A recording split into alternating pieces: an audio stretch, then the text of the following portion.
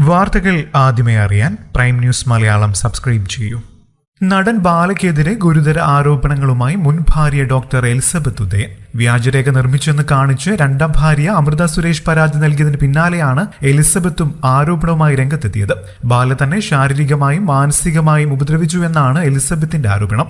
ബാലയും ഭാര്യ കോകിലയും നൽകിയ ഒരു തമിഴ് അഭിമുഖത്തിന് താഴെ എലിസബത്ത് ആശുപത്രിയിലെത്തിയ നടനെ വശീകരിക്കുകയായിരുന്നു എന്ന കമന്റുകൾ എത്തിയിരുന്നു. ഇതോടെയാണ് എലിസബത്ത് പ്രതികരിച്ച് രംഗത്തെത്തിയിരിക്കുന്നത്. വീഡിയോയ്ക്ക് താഴെ കമന്റായാണ് എലിസബത്തിന്റെ പ്രതികരണം. തന്റെ ഫേസ്ബുക്ക് പേജിൽ ഈ കമന്റിന്റെ സ്ക്രീൻഷോട്ട് എലിസബത്ത് പങ്കുവച്ചിട്ടുമുണ്ട്. ബാലയുടെ ഗുണ്ടകളെയും മുൻപ് നടത്തിയ ഭീഷണികളും ഓർക്കുമ്പോൾ തനിക്കും കുടുംബത്തിനും ഇപ്പോഴും പേടിയാണെന്നാണ് എലിസബത്തിന്റെ മറുപടി.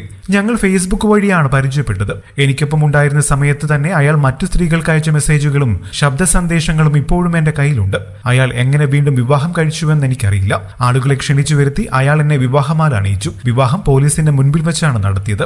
ജാതകത്തിലെ പ്രശ്നം കാരണം 41 വയസ്സിന് ശേഷം മാത്രമേ വിവാഹം രജിസ്റ്റർ ചെയ്യാൻ കഴിയൂവെന്നും അയാളും അയാളുടെ അമ്മയും പറഞ്ഞു എന്ന് എലിസബത്ത് വ്യക്തമാക്കി. പഴയകാലം വെളിപ്പെടുത്തുമെന്നും ഞങ്ങളുടെ കിടപ്പുമുറിയിലെ വീഡിയോ പുറത്തുവിടുമെന്നും പറഞ്ഞു ബാല ഭീഷണിപ്പെടുത്തി. വിഷാദ രോഗത്തിന് ടാബ്ലറ്റുകൾ കഴിച്ചിട്ടുണ്ടെന്ന് പറഞ്ഞും അയാൾ എന്നെ ഭീഷണിപ്പെടുത്തുന്നു. അയാൾ എന്നെ അബ്യൂസ് ചെയ്തു, റേപ്പ് ചെയ്തു. അയാൾ വേറെയും നിരവധി സ്ത്രീകളെ ചതിച്ചിട്ടുണ്ട്. നിസ്സഹായത കാരണം എന്റെ കൈകൾ വിറയ്ക്കുന്നു. എനിക്ക് വന്ധ്യതയുണ്ടെന്ന് അയാൾ പരസ്യമായി പറഞ്ഞു. മാത്രമല്ല ഞാൻ മരുന്ന് മാറ്റിക്കൊടുത്തുവെന്നും പറയാതെ പറഞ്ഞു എന്നും എലിസബത്ത് വ്യക്തമാക്കി. കൂടുതൽ വാർത്തകൾക്കും വിശേഷങ്ങൾക്കുമായി ഈ ചാനൽ സബ്സ്ക്രൈബ് ചെയ്യാനും മറക്കല്ലേ. നന്ദി.